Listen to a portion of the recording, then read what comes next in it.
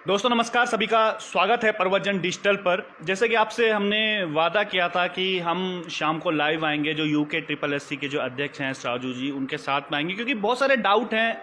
कल परसों जो रिजल्ट जो जारी हुआ है उसको लेकर बहुत सारे सवाल लोगों के मन में। तो जैसा हमने आपको कॉन्सेप्ट बताया था, जो भी आपके सवाल हैं आप पूछेगा, क्योंकि हम अभी लाइव हैं और ऐसे राजू जी हमारे साथ में हैं, तो लगातार हम उनके आपके कमेंट हम लेते रहेंगे, जो जो आपके कमेंट हैं। सर पहले तो बहुत स्वागत है आपका। जो परीक्षा परिणाम जो जारी हुए हैं, बहुत लोगों में आक्रोश है, कह रहे हैं कि ये सही से नहीं हो पाए हैं। क्या लग रहा है आपको? फिर उसके बाद हम लोगों के कमेंट लेना शुरू करते हैं। सिंपल बात ये है, जब भी हम लोग परीक्षा परिणाम करते हैं, स्वाभाविक है कि 2% पास होते हैं, 98% फेल होते हैं। सो आक्रोश तो हो गई। जो पास होगा वो खुश होगा और 98% जो फेल हो गए कुछ ना कुछ तो बहाना बनाएंगे। आपने माता पिता का आप कहेंगे क्या? ये साहब वो बड़ी धंधली होती है कमीशन में, इसलिए मेरा नाम नहीं आया है। यही वास्तविकता, यही है साइकोलॉजी, तो यही है। लेकिन इसको कोई किसी का कोई इंडिविजुअल इशू है वो पूछ सकते हैं लोग उसका। चलिए मैं कुछ क्वेश्चनिंग लिख लेता हूँ, क्योंकि बहुत लगातार लोगों के मैसेज आ रहे हैं। कुछ लोगों के मैं क्वेश्चन इसमें ले लेता हूँ। एक लिख रहे हैं कि सहायक लेखाकार के रिजल्ट कब जारी होंगे, ये सवाल है सर लोगों को। अच्छा, सहायक लेखाकार रिजल्ट में यार मैं संतुष्ट नहीं हूँ। उसको कैंसिल करने के लिए सोच रहा हूँ मैं इसका। लेकिन उसका हमको एक बोर्ड मीटिंग हुआ था, केवल मेरे कहने से नहीं होता उसका। हम एक बोर्ड मीटिंग हो तो हम बैठेंगे, लेकिन मैं इसमें संतुष्ट नहीं हूँ। उसमें जो क्वेश्चन पेपर है उसमें जो कल परसों रिजल्ट जारी हुआ है वीडियो का, वीपीडीओ का, उसमें कह रहे हैं कि जो सही क्वेश्चनिंग थे वो भी डिलीट हो गए। बहुत सारे ऐसे सवाल थे जो सही थे लेकिन वो डिलीट हो गए। ऐसा क्यों है सर? इसमें सच है जो क्वेश्चन डिलीट करने में, चेंज करने में बहुत विवाद हमेशा होता है। सच ये है कि हर कोचिंग सेंटर में पूछेंगे, हर आदमी अपने अपने हिसाब को सवाल भेजेगा, जवाब देगा। तो अल्टीमेटली यही कि हमारा मंत्र है कि जो एक्सपर्ट है, एक्सपर्ट भी तो इन्हीं को पढ़ाते हैं, ये बच्चे को पढ़ाते हैं अपने अपने स्कूल में, कॉलेज में, उन्हीं को बुलाते हैं, उनसे पूछो, जो कहते हैं सही मानते हैं। और सुप्रीम कोर्ट भी कहता है कि जो एक्सपर्ट कहता है उसको फाइनल माना। इवन कोर्ट को भी, हाई कोर्ट को भी कहता है कि तुम उसको अड़ंगा मत डालना, उसमें जो एक्सपर्ट कहता है उसको मान लो। वही हम लोग करते हैं। इवन मैं कुछ करता नहीं उसमें, जो एक्सपर्ट कहते हैं हम सही मानते हैं। वो स्वाभाविक है कि जनरल नॉलेज वगैरह मामले में बार बार ये कोचिंग सेंटर का अलग अलग राय रहता है। अभी आप 4 कोचिंग सेंटर पहुंचेंगे, अलग अलग कई ऐसे हैं, क्योंकि कई एग्जाम में ऐसे क्वेश्चनिंग आए थे, जैसे वन दरोगा के एग्जाम में आए थे, वो वहाँ पे सही हुआ। जो वही एग्जाम यूके ट्रिपल एससी ने करवाया था, और वही एग्जाम जो दूसरा उसका एग्जाम जो करवाया है वो भी यूके ट्रिपल एससी के थ्रू हुआ है, लेकिन वहाँ वो सही हो गया और यहाँ पर गलत हो गया। ये सवाल बड़े हैं लोगों के मन में। जैसे बिछेंद्री पाल का कोई सवाल था, अभी लोग कमेंट में कीजिए क्या कुछ वो सवाल हैं, वो मैं सर से पूछूंगा, तो वो गलत हुए हैं सर। ऐसा कोई इंडिविजुअली कुछ है, मैं भी सुन रहा था, कोई बता रहे थे बिछेंद्री पाल के बारे में। अगर ऐसा कुछ है तो हम कंसिडर कर सकते हैं इसका। ऐसा नहीं है कि नहीं करते, लेकिन हम पहले हमने सही कहा। लेकिन अल्टीमेटली क्या होता है, जो 3 एक्सपर्ट डिस्कस करते हैं वो कहते हैं हम लीगली बाउंड है। कल हमसे कोई पूछेंगे आपने एक्सपर्ट का ओपिनियन को चेंज क्यों किया है, मेरे पास जवाब नहीं। इसलिए सुप्रीम कोर्ट तक कहता है कि एक्सपर्ट ओपिनियन फाइनल है। लेकिन बार बार गलतियां क्यों होती हैं? जब भी रिजल्ट जारी होते हैं हमने देखा है कि इसमें सवाल गलत हो जाते हैं। बार बार ये सब चीज़ें क्यों आता है सर? ये सवाल तो बनता है। बार बार डिलीट इसलिए होती है, हर एग्ज़ाम में होती है। There are many reasons. Number 1, जो क्वेश्चन बनाता है वो इतना गोपनीय तरीके से बनाते हैं, किसी को अता पता नहीं रहता है। 1-2 लोग पता चलता है उसका, तो इसलिए वो स्वाभाविक वो लोग गलती करेंगे। नंबर 1, कभी प्रिंटिंग मिस्टेक हो जाता है, कभी हिंदी अनुवाद में प्रॉब्लम हो जाती है। लेकिन मैं कुल मिलाकर ये कहता, पूरी भारत में स्थिति ये है कि अगर 100 क्वेश्चन बनाएंगे, 5 क्वेश्चन तो डिलीट होता ही है।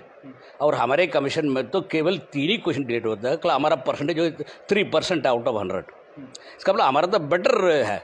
यद्यपि देखने में लग रहा है कि इसलिए कि यहाँ के लोगों का आइडिया है नहीं कि बाकी भारत में क्या हो रहा है। नेशनल एवरेज 5% है। अच्छा, यूके ट्रिपल एससी का कितना है? 3% है। अच्छा, 3%। लेकिन इस बार देखा गया है तो इस बार तकरीबन, जहाँ पर मेरा जो डेटा आया है, जो लोग भेज रहे हैं, तकरीबन 20 सवाल इस बार डिलीट हुए हैं। अरे गलत बोल रहे हैं। एक बैच में 5 हुआ, एक बैच में 4 हुआ, एक बैच में 2 हुआ। और ये जो आने वाले हैं जो इंटरमीडिएट एग्जाम है उसमें 2 बैच में हुआ था, एक बैच में 2 हुआ, तीसरे बैच में भी 2 हुआ। उतना ही होता है हमारा। एक और सवाल आया है कि एक ही परिवार से 4 लोगों का सिलेक्शन हो गया है, और ऐसे ऐसे कई परिवार हैं जिसमें एक परिवार से 2 लोगों का हो गया, 3 लोगों का हो गया है। कम से कम ऐसे 14-15 परिवार हैं जो हम पे डेटा जो आ रहा है। ऐसा पॉसिबल है सर? नहीं, it is possible. In the sense that हम एक कभी कह नहीं सकते हैं कि भाई बहन दोनों अच्छा नहीं कर पाएंगे, वो तो साथ साथ पढ़ रहे हैं, अच्छा निकाले होंगे। लेकिन जब मेरे पास ये शिकायत मिला था, ये तो मुझे प्रूफ नहीं मिला, किसी का प्रूफ नहीं मिला कि एक ही परिवार में 5 लोग पास हुए हैं। लोग कहते हैं, लेकिन मेरे नाम तो भेज दे मेरे पास, मेरी ईमेल तो सबका पास है, भेज दें। नंबर 1। जिन लोगों को ये डाउट है कि एक ही परिवार से 5 लोगों का सिलेक्शन हुआ है, वो जो अध्यक्ष हैं UKSSC के एस राजू जी, वो कह रहे हैं कि आप उनका नाम तो भेजिएगा, तभी तो हम एक्शन करेंगे। सेकेंडली मुझे स्पेसिफिक मिला कि लगभग 12 परिवार में भाई बहन या बहन जब पास हो गए हैं। मैंने अभी चेक करवा दिया 1 घंटे के पहले, उसमें देखे केवल 2 परिवार में ऐसा ही हुआ। ये कोई राणा कोटी है और कोई दूसरा है, जहाँ दोनों बहन या एक भाई बहन पास हुए, 2 शिकायत तो 12 का 12 मिला था। क्योंकि लोग फादर का नाम एक ही होता है, लोग शिकायत कर रहे थे, लेकिन मदर का नाम दूसरा है, एड्रेस दूसरा है। 12 में मुझे 2 ही सही मिला, वो मैं गलत नहीं कर सकता हूँ। इवन IAS में भाई बहन बहुत है। एक सवाल ये भी उठा है बार बार जो हमारे पास आ रहा है कि 2016 में जिस समय रिजल्ट जारी हुआ था, एक पर्टिकुलर नाम है, नाम नहीं लूँगा उसका, टॉप 3 में उसकी रैंक थी। उसके बाद अब 2022 में दोबारा रिजल्ट जारी हुआ है, तब भी उसकी टॉप 3 में रैंक है। तो ये किस प्रकार से पॉसिबल है, किस प्रकार से संतुष्ट आप करेंगे कि भाई इसमें ये हो सकता है? तेज बच्चा होगा तो 3 में तो होगा। मुझे तो नहीं मालूम है 2016 में वो 3रे नंबर में आया था, टॉप 3 में था। आप वो कहते हैं उसका तो आया होगा तब, वो मुझे तो नहीं मालूम है। ऐसा था, अगर मुझे वास्तव में इसमें मैनिपुलेट करना था तो वो तो नीचे चल नहीं जाता उसका नाम। मैं क्यों, लेकिन ये तो अनर्गल आरोप है। नाम दे दें पहले, सबसे पहले मैं नाम दे दें। अगर ऐसा भी है और आया भी है टॉप 3 में, तेज बच्चा होगा। जब तेज बच्चा पढ़ता तो है इसका। चलिए कुछ और कमेंट हम ले लेते हैं, क्योंकि लगातार एक ट्रांसपेरेंसी होनी भी बहुत ज़रूरी है सर, क्योंकि ट्रांसपेरेंसी जब होगी, क्योंकि कई रूमर फैलते हैं उसमें, जब UKSSC और जो बच्चे जो एग्ज़ाम देते हैं, जब एक संवाद नहीं हो पाता तो बहुत रूमर उसके होते हैं। क्योंकि हमारे पास अभी 733 लोग लाइव जुड़े हुए हैं, लगातार क्वेश्चनिंग कर रहे हैं। एक पूछ रहे हैं कि सर LT भर्ती कब पूरी होगी? LT भर्ती में अभी हाल में आर्ट्स में कुछ स्टे खत्म हुआ था, लेकिन अन्य सब्जेक्ट में अभी स्टे है वो DV करने के लिए। रिजल्ट तो घोषित कर दिया, केवल आर्ट्स में अभी तक रिजल्ट घोषित किया, वो हम जल्दी कर देंगे। क्योंकि DV में उसमें अभी भी DV के बारे में स्टे है, जैसे विकेट हो जाएगा हम डिक्लेयर कर देंगे LT आर्ट्स को। बाकी तो सब तो रिजल्ट तो घोषित है सब में। नॉर्मलाइजेशन पे भी बहुत सवाल खड़े हो रहे हैं कि 3 शिफ्टों में जो एग्ज़ाम हुए हैं, पता चला है कि किसी के बढ़ा दिए गए हैं और किसी के घटा दिए गए हैं। तो सर ये भी पार्शलिटी हो जाएगी ना, कि क्योंकि एग्ज़ाम तो सबने दिए हैं, इसमें कोई आरक्षण तो होता नहीं है इस प्रकार सा। और लेकिन जो नंबर जिसके 68 आए हैं, पता चला है उनके 75 नंबर हो गए, और जिसके 75 आए हैं उनके घट गए। तो ऐसे में बच्चों को बड़ा डाउट हो रहा है कि उन्हें संदेह में क्यों रखा जा रहा है, इस प्रकार से एक साथ एग्ज़ाम क्यों नहीं करवाए जा रहे? ठीक है, इसका जो अगर आप देख लें, जो नॉर्मलाइजेशन के मतलब ही यही है, कुछ कठिन बैच में अधिक नंबर मिलेगा और कुछ इसी बैच में नंबर घटेगा। तो उसमें नंबर घटाना बढ़ाना कोई इंपॉर्टेंट नहीं है, वो तो घटेगा बढ़ेगा हमेशा होता है। जैसा फॉर एग्जाम्पल हमारा 3 बैच है, एक बैच में लगभग 4.5 पॉइंट मार्क बढ़ा था, 4.5, और एक और बैच में 0.98 बढ़ा है, और एक और बैच में -2.6 है। ये स्वाभाविक है, हर नॉर्मलाइजेशन में होता है। इवन IAS IPS में होता है, जैसे मैं बार बार लोगों से कहता हूँ, लोग विश्वास नहीं करते हैं। इवन जो IAS IPS का जो UPSC एग्जाम होता है, उसमें भी नॉर्मलाइजेशन होता है, उसको स्केलिंग कहते हैं, इतना फर्क है।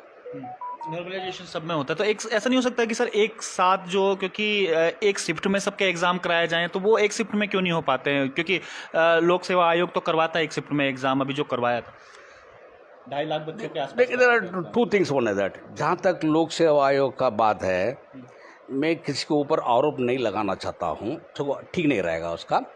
लेकिन प्रिलिमिनरी और हमारे एग्जाम में बहुत फ़र्क है। प्रिलिमिनरी में 19-20 भी चल जाएगा, क्योंकि प्रिलिमिनरी के बाद मेन एग्जाम होता है, मेन के बाद इंटरव्यू होता है। तो प्रिलिमिनरी में अगर मतलब 19-20 है तो फिर भी दिक्कत नहीं है। मैं ये नहीं कह रहा कि UKPS में 19-20 हुआ था, कुछ घटना तो हुई नहीं, लेकिन फिर भी हम लोग उतना रिस्क नहीं ले पाते हैं। देखिए कमेंट भी आ रहे हैं कि मेरे 10 नंबर कम हुए थे थर्ड शिफ्ट में, क्योंकि इतने बहुत ज़्यादा गैप आया था। नहीं, दैट डिपेंड्स ऑन कहाँ आया था ना उसका। जब बहुत ही नीचे है तब तो कम तो होता ही इसका।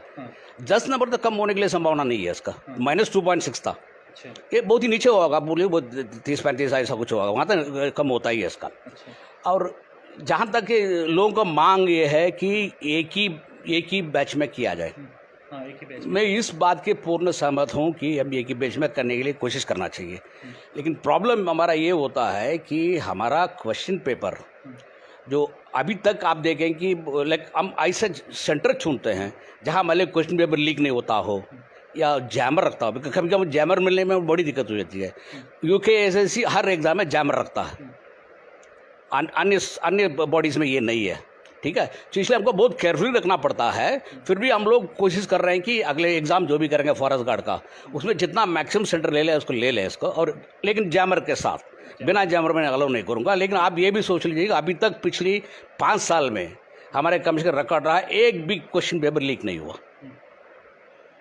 वो इसलिए हम लोग बहुत केयरफुली चयन करते हैं इसका। क्योंकि बच्चों का सवाल इसलिए भी है क्योंकि बहुत सारे से मेरे पास लोगों ने फ़ोटोज़ वगैरह भेजे हैं कि हमारे गांव में पुजारी था और उसका कैसा सिलेक्शन हो गया, ये तो हमारे उसमें ड्राइविंग का काम करता था गांव में ही, इतना ज़्यादा पढ़ा लिखा भी, उसका कैसा सिलेक्शन हो गया। इस प्रकार के आरोप भी लगा रहे हैं, तो उन पर क्या कहेंगे आप? आरोप जो भी लगा दें मुझे प्रूफ दिखा दें, मेरे ईमेल सबके पास है, भेज दे मेरे पास, बाई नेम भेज दे, हम लोग जांच करेंगे इसका। अगर जांच है तो मैं पहला आदमी होगा जो जांच के लिए, वो जो तगड़ा जांच के लिए मैं रेकमेंड करूंगा, अगर मुझे प्रेमा फेसी कोई सेटिस्फाई करें, ठीक है। तो लेकिन लोग इसलिए इसमें आरोप लगा रहे हैं। एक और कारण है इसमें, 2016 में मेरे आने के पहले यहाँ इस तरह का ये घपला हुआ था, वहाँ वो भी वीडीपी वही हुआ था। इसलिए लोग को जो बार बार वो वीपीडी को याद रखता है कि वीपीडी का मतलब कुछ तो घपला हो रहा होगा, यही प्रॉब्लम है। एक कमेंट लिखते हैं कि सर अगर हम आरटीआई लगाएं तो सेलेक्ट बच्चों में रो मार्क्स और आफ्टर नॉर्मलाइजेशन मार्क्स दिखाए जाएं, तो क्या आयोग प्रोवाइड करवाएगा इन सब चीज़ों को? ठीक है, जरूर नहीं भाई। अभी अगले 4-5 दिन में अंदर आप सबको अपने अपने राम मार्क और नॉर्मल सब मिलेगा। अच्छा, आपको मिले, अपना आप मिलेगा, आपको आरटीआई लगाने की जरूरत नहीं है। थर्ड शिफ्ट का पुनः मूल्यांकन होना चाहिए, इस प्रकार के कमेंट भी लोग लगातार कर रहे हैं। एक कमेंट कर रहे हैं सर सभी भर्ती आज कोर्ट में क्यों है? ये मैं पहले भी आपसे सवाल पूछ चुका हूँ, दोबारा एक बार फिर से सेटिस्फाई कर दीजिएगा, क्योंकि हर भर्ती कोर्ट में जाती है।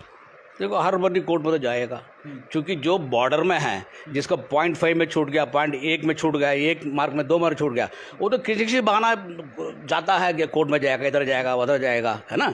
लेकिन आप इतना मान लीजिए अभी तक कोर्ट में इस तरह का मामले गए हैं, 80% लोग वहाँ कोर्ट में फेल ही हुए, पास नहीं हुए हैं। तो लोग तो ट्राई करते हैं, कोई आशा रहता है कि भाई 1 मार्क 2 मार्क बढ़ जाए हमारा।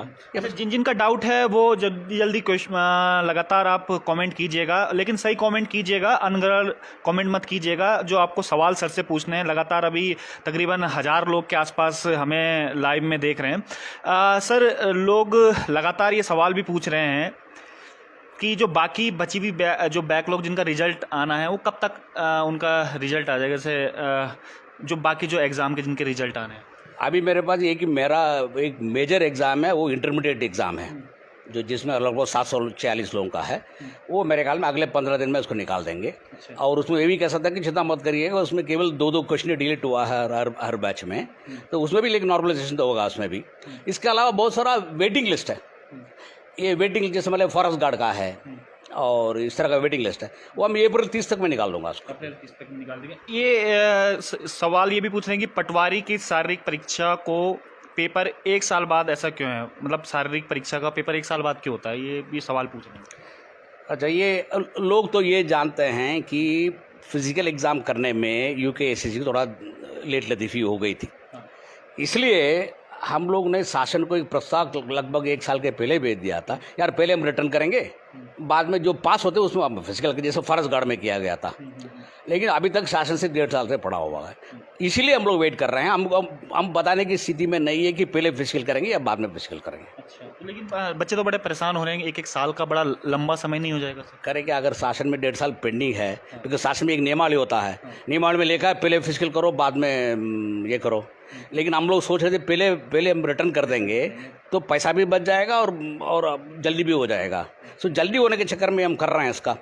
इन एनी केस लोग गलत बोल रहे हैं पटवारी के बारे में।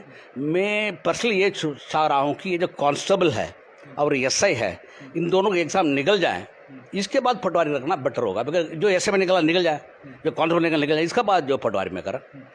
3 महीने से आयोग ने कोर्ट का अपना पक्ष एलटी भर्ती में क्यों नहीं रखा? पंत नीरज जी भी ये सवाल पूछ रहे हैं कि 3 महीने हो गए हैं, अभी तक क्यों नहीं रखा है? कौन सी केस? आई डोंट नो, पता नहीं कौन सी एलटी भर्ती के बारे में पूछ रहे हैं। एलटी भर्ती में ऐसा कुछ एक ही केस में कुछ स्टे है। वो तो एक तो अभी भी जो आर्ट्स वाला हुआ था, और दूसरा अभी मेरे ख्याल में 1 महीने के पहले उसको टीवी हुआ था उसका।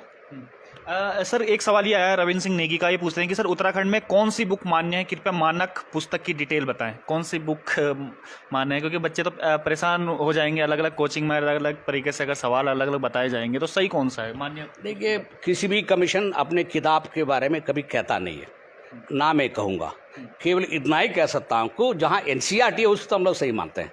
एनसीईआरटी को छोड़कर जो बाकी किताबों के बारे में ना मैं रेकमेंड करूँगा, ना हम लोग पब्लिश करते हैं। हम क्या देखते हैं, हम तो एक्सपर्ट ओपिनियन आधार पर जाते हैं कि वो एक्सपर्ट ऐसा नहीं है, ये किताब का मतलब वो सही है।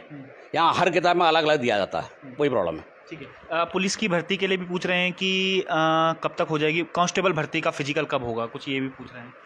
ये कांस्टेबल भर्ती के तो पुलिस हेडक्वार्टर से निकाल दिए थे, लेकिन मेरा जो माननीय मुख्यमंत्री से बात हो चुकी है। मैं चाह रहा था इसको थोड़ा एज बढ़ जाए, कम से कम 25 तक बढ़ जाए। अच्छा। वो एक बार बढ़ने के बाद दोबारा उन लोगों को मौका देना पड़ेगा ना। अगर एक बार एज बढ़ जाएगा, उनको भी एप्लीकेशन वेट करना पड़ेगा, इसलिए मैं वेट कर रहा हूँ, इसलिए फिजिकल स्टार्ट नहीं किया हम लोगों ने। अच्छा। थर्ड शिफ्ट में बात करें, जो थर्ड शिफ्ट में मिनिमम कैंडिडेट क्यों सेलेक्ट हुए, जो वीडियो इसका एग्जाम हुआ था, ये भी सवाल पूछ रहे हैं थर्ड शिफ्ट में।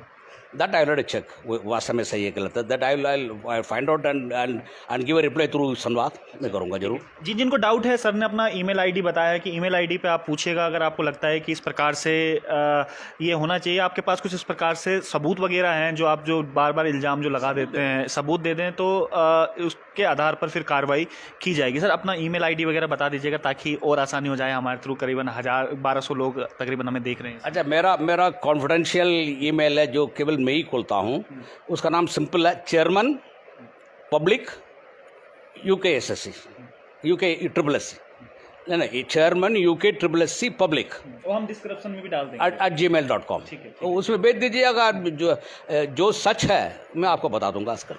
UPCL पिटकुल के 4 बच्चों का रिजल्ट 3 मंथ से रोका है, प्लीज़ रिजल्ट के बारे में भी कह रहे हैं क्योंकि 4 बच्चों का रिजल्ट अभी रोका हुआ है। ये मुझे नहीं मालूम ये कौन सा 4 बच्चे हैं। अच्छा।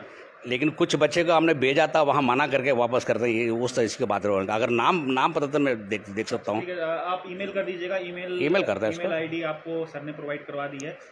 ये पूछ रहे हैं, फिरोज मलिक जी पूछ रहे हैं कि वन दरोगा की जांच कहाँ तक पहुँची है? सर वन दरोगा की जो जांच, देखो, वन दरोगा में अभी 8 हफ्ते समय दिए हैं।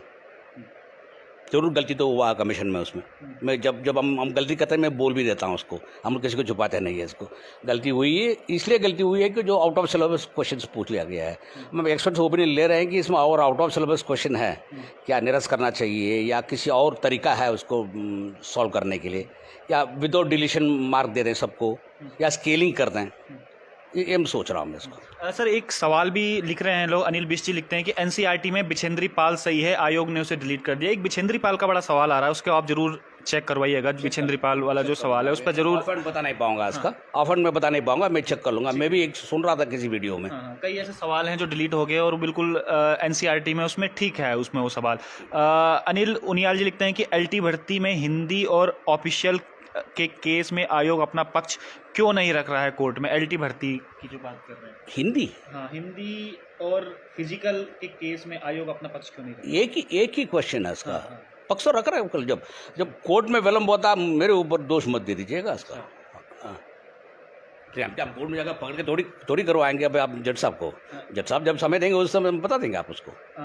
सुनील भट्ट जी लिखते हैं कि रीजनिंग जैसे सवालों में 3 ऑप्शन कैसे हो सकते हैं? कुछ 3 ऑप्शन वाला भी है क्या रीजनिंग वाले में? लिख रहे हैं जब 4 ऑप्शन होता है ना, 4 में 3 सही भी हो सकता है। अच्छा, वो भी सकता। अच्छा, अगर नहीं है तो वो तो एक्सपर्ट के ऊपर है ना, हम तो सॉल्व करके। रीजनिंग में तो प्रॉब्लम सिंपल है, वो तो हम सॉल्व करके देखते हैं ना। तो अगर 3 है तो मैं, अगर कोई स्पेसिफिक एग्जाम्पल देखे तो मैं देख लूँगा उसका। फॉरेस्ट गार्ड में कितने पोस्ट की वेटिंग आएगी, ये भी पूछ रहे हैं सर। लगभग मेरे ख्याल में 150 के आसपास है। उतना 159 ऐसा कुछ है इसका, उसको वेटिंग अभी आ जाना चाहिए 10 दिन में।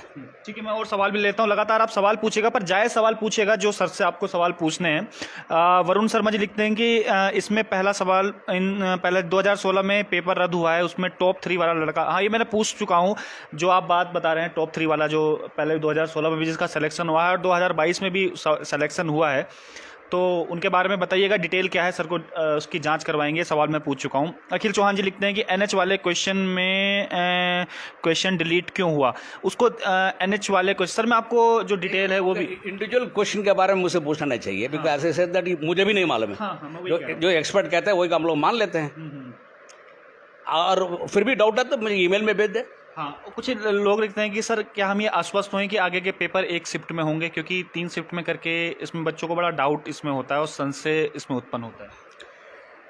भैया I am definitely trying to do it in 1 batch, लेकिन प्रॉब्लम ये है ना, इसका आपको अब देखना पड़ेगा। सीबीटी दूसरा है और ऑफलाइन एग्ज़ाम है। ऑफलाइन में I will definitely try that maximum जो है इसका तो एक ही शिफ्ट में हो जाए इसका, वो तो मैं ट्राई करूँगा।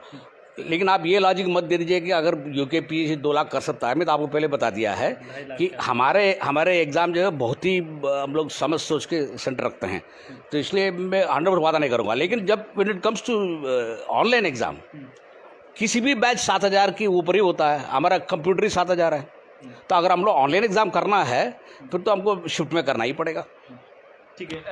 कई डाउट ऐसे आ रहे हैं, जो मैंने आपको बताया था कि ड्राइवर जो था वो उसका टॉप सिलेक्शन हो गया है, ऐसे भी आ रहे हैं कि जो एक्स आर्मी मैन है उसका भी टॉप में सिलेक्शन उसका हो गया, इस प्रकार के डाउट भी हैं कई। ये रूमर है कि ड्राइवर के बारे में मैं नहीं जानता, लेकिन सब लोग इसको पॉइंट आउट करते हैं। उसमें मेरिट में नंबर 2 में एक एक्स सर्विसमैन है, और सब लोग कहते हैं भाई एक्स सर्विसमैन कैसा आ गया, नंबर 2 में आ गया है। सच ये है कि बहुत सारा लोग लापरवाही से साइबर कैफे में जाके बरुआ के आते हैं, और वो एक्स सर्विसमैन निश्चित रूप में कहता है वो गलत होगा। वो जब आएगा डीवी के लिए उसके खिलाफ कार्रवाई करूँगा मैं जरूर। इस तरह का कई लोग गलत, गैर जिम्मेदार रहना है। माँ बाप ने पैसा दे दिया, ले आया साइबर कैफे में और दे दिया उनको और चला गया, वो देखा भी नहीं, वो बरा गया इसका। और बहुत सारा केस ऐसा है जो मेल जो है अपने आप को फीमेल लिख रखा है, उसको मैंने मनाही कर दिया, कोर्ट में जाकर वहाँ भी हारा। कोर्ट ने कह दिया तुमने फीमेल लिखा था तो तुम्हारी जिम्मेदारी है। ठीक है, ठीक है। कुछ और क्वेश्चनिंग ले लेते हैं। असिस्टेंट अकाउंट के रिजल्ट के लिए पूछिए सर प्लीज। असिस्टेंट अकाउंट के रिजल्ट के लिए भी पूछ रहे हैं, ज्योति शाना सिंह जी पूछती हैं कब तक ये तो पहले मैं बता दिया ना, मैं संतुष्ट नहीं हूँ उस क्वेश्चन पेपर में। अच्छा। इसलिए मैं सोच रहा हूँ इसमें क्या करना है। मैं अकेला लेकिन फैसला नहीं से ले सकता हूँ, मेरे एक बोर्ड है उसमें हम 3 मेंबर हैं, हम तीनों मिलकर फैसला लेते हैं, लेकिन मैं पर्सनली इसमें संतुष्ट नहीं हूँ। अच्छा, तो सर कब तक मतलब ये फैसला हो जाएगा, क्योंकि बच्चे तो इंतजार करते रहेंगे, फैसला कब तक हो जाएगा? 1 महीने। 1 महीने के अंदर हो जाएगा। ठीक है, 1 महीने के अंदर हो जाएगा। और टाइम भी मैं देख लेता हूँ, सर से हमने आधा घंटे का ही टाइम लिया था, अभी 22 मिनट हमारे हुए हैं। रेनू, डाउट क्लियर होने जरूरी हैं सर, क्योंकि ऐसा होता है जब मुझसे मौका मिलता है, मुझसे लोग बात नहीं करते जनरली। हाँ, वहाँ मेरे पास आते भी नहीं है लोग, बताते भी नहीं और आप तक पहुँच भी नहीं पाते हैं। हाँ, जल्दी आते रहा नहीं, वो सिफारिश करके आते हैं। महिमा जी लिखते हैं कि वन दरोगा भर्ती प्रक्रिया कब आगे बढ़ेगी सर? कोर्ट ने 8 हफ्ते समय दिया है, लगभग ख़त्म होने वाला है। हम जो भी करेंगे वो सही करेंगे उसको। हम इसको 100 रुपये ले रहे हैं इसका। स्टेनो का भी पूछ रहे हैं, 2018 से वेटिंग में चल रहा है स्टेनो का रिजल्ट। वो एक केस था जिसमें एक बैच में कुछ गड़बड़ हो गई, 2 बजे रुक गया था। अच्छा। वो मुझे इंडिविजुअली अगर मुझे नाम भेजेंगे तो उसको जल्दी निकाल कर, लेकिन जो भी वेटिंग लिस्ट है अप्रैल 30 तक हम निकालने की कोशिश करेंगे। उसमें थोड़ा एक्चुअली मैं बीच में छुट्टी में चला गया था मेरी बेटी की शादी में, जब मैं वापस आते इसके बाद सबको मैं टाइट कर रखा हूँ, उसको थोड़ा जल्दी आ जाएगा, अप्रैल 30 तक आ जाना चाहिए सभी वेटिंग लिस्ट। कुछ लोग सजेशन भी दे रहे हैं कि सर आपको ऑफलाइन एग्ज़ाम सबसे बेटर है, इस बारे में क्या कहेंगे? भैया ऑफलाइन एग्ज़ाम बेटर आप कह रहे हो, लेकिन पूरा दुनिया सीबीटी कर रहा है, पूरा दुनिया ऑनलाइन कर रहा है। हम क्या अभी भी आप 20वां शताब्दी जाएंगे उत्तराखंड में हम लोग? We can't go back to 20th century ना, जब भारत सरकार में 90% जब ऑनलाइन में कर रहे हैं। अभी जो यूनिवर्सिटी में जो होने वाला है, मेरे ख्याल में गढ़वाल यूनिवर्सिटी कुमार सब में ऑनलाइन हो जाएगा, वो होने वाले हैं। गढ़वाल तो होना ही है सेंट्रल यूनिवर्सिटी में, बाकी में भी होने वाले हैं। जब पूरा दुनिया ऑनलाइन कर रहा है तो हम क्या पीछे जाएंगे उत्तराखंड में? लेकिन सर इसकी जांच जरूर करवाइएगा, क्योंकि बहुत ये सवाल पूछ रहे हैं कि सही जो क्वेश्चनिंग थे उनको डिलीट किया गया है, जो सही क्वेश्चनिंग थे। बहुत सवाल ही आ रहे हैं इस तरीके के। वो देखिए, वो तो मैं करना, जब जैसे ये इसकी पीछे भी साइकोलॉजी ये है, किसी को 1 मार्क बढ़ गया था वो तो पास हो गया, किसी को 1 मार्क कम हो गया। इसलिए लोग जहाँ तक क्वेश्चंस है, क्वेश्चंस के बारे में I can not comment anything, because जो एक्सपर्ट कहता है वो मेरे लिए मान है। जब कोर्ट में भी मैं जाता हूँ, मैं कहता हूँ साहब मेरा एक्सपर्ट ओपिनियन यही है, आप देख लीजिएगा। और सुप्रीम कोर्ट भी यही कहता है कि इंटरनली तो जांच करवा ही सकते हैं इन सब चीज़ों की। अगर ईमेल की मैं एक बार दिखवा सकता हूँ, अगर किसी के साथ वास्तव में अन्याय होगा तो मैं देख सकता हूँ, मैं पर्सनली देख सकता हूँ, बस नहीं कर सकता हूँ। ठीक है। एलटी के रिजल्ट पे भी बहुत सवाल आ रहे हैं कि डीवी जारी कीजिएगा, डीवी कब तक होगी? डीवी में स्टे है ना, डीवी में स्टे है। एक स्टे हुआ था उसमें आर्ट्स में, एलटी आर्ट्स में, वो अब खत्म हो गया। इसके बाद एक और केस में डीवी में स्टे है। जैसे स्टे वेकेट हो जाता है फिर हम लोग डीवी कर देंगे एलटी में। यूपीसीएल के 52 कोड में जो रुके हुए जो हैं उनका रिजल्ट कब तक जारी हो? 102 लोग हैं, लगातार सवाल ये लोग पूछ रहे हैं कि उनके रिजल्ट कब जाए। धरने पर भी बैठे थे लोग, हमने भी खुद कवर किया था इन्हें। अच्छा, इसमें प्रॉब्लम ये है पार्टनर, इसमें जो है वो ओबीसी सर्टिफिकेट लेकर कुछ प्रॉब्लम है। बहुत सारा लोगों ने ओबीसी सर्टिफिकेट है नहीं, लेकिन तहसीलदार कह रहा है कि हाँ ओबीसी है, तो उसमें अब निर्णय लेकर थोड़ा देर हो गया था। अभी फाइनली मैंने निर्णय ले चुका हूँ कि अगर तहसीलदार कहते हैं, लेकिन अभी उसमें हमने एक फैसला लिया कि भविष्य में हम किसी को अलाउ नहीं करेंगे। अगर आप पास ओबीसी सर्टिफिकेट नहीं है तो नहीं है, ये तहसीलदार सर्टिफिकेट का। तो उसी तरह का हम लोग में सोच रहा है, उसको से डिले हो रहा है, लेकिन मेरे ख्याल में वो भी अप्रैल मेरे ख्याल में अगले 10 दिन में ठीक हो जाना चाहिए उसका। लास्ट सवाल सर, जाते जाते, क्योंकि टाइम भी काफ़ी हो गया है, अब कौन कौन सी नई वैकेंसीज आने वाली हैं? क्योंकि लोग इंतज़ार कर रहे हैं कि अब क्योंकि नई गवर्नमेंट बनी है, अब कौन कौन सी नई वैकेंसीज आने वाली है और कितनी वैकेंसीज आने वाली है? देखिए, अभी तो हमने ऑलरेडी कैलेंडर तो जारी कर दिया है अराउंड 5000 का। अभी मेरे पास पेंडिंग है मात्र 500 अभी पेंडिंग है। सो इसको तो मैं निकालूंगा नहीं, मैं वेट करूंगा, जुलाई अगस्त तक वेट करूंगा जब थोड़ा बड़ी संख्या में आ जाएं। बिकॉज कुछ इंजीनियर्स का कुछ पेंडिंग है 50-60, और कुछ बाबलों का कुछ पेंडिंग, स्टेनो का पेंडिंग है। लेकिन जब बड़ी संख्या में हो जाए इसका मैं निकालूंगा उसको जुलाई अगस्त हो जाएगा उसका। चलिए, बहुत बहुत धन्यवाद सर, आपने हमें समय दिया, और आपने जितने भी हमारे दर्शक देख रहे हैं, जितने भी एग्ज़ाम देने वाले बच्चे देख रहे हैं, और हमें उम्मीद है कि जो सर ने आंसर दिए उनसे आप संतुष्ट होंगे। और लगातार आप लोग कमेंट कर रहे हैं, सबके मैं कमेंट नहीं पढ़ पाऊंगा क्योंकि लगातार इतने सारे कमेंट हो रहे हैं। उसके बाद अगर दोबारा हम लोग सर से मिलेंगे, जो जैसे सर ने बताया है कि सर ने ईमेल आईडी जो दी है, जो आपके डाउट हो या आपको लगता है कि यहाँ पर कोई प्रॉब्लम हो, उस ईमेल आईडी पे आप ज़रूर सर से संपर्क कीजिएगा, और मैं डिस्क्रिप्शन में भी वो ईमेल आईडी हम लोग आपकी डाल देंगे। तब तक के लिए बने रहिए प्रवचन डिजिटल के साथ।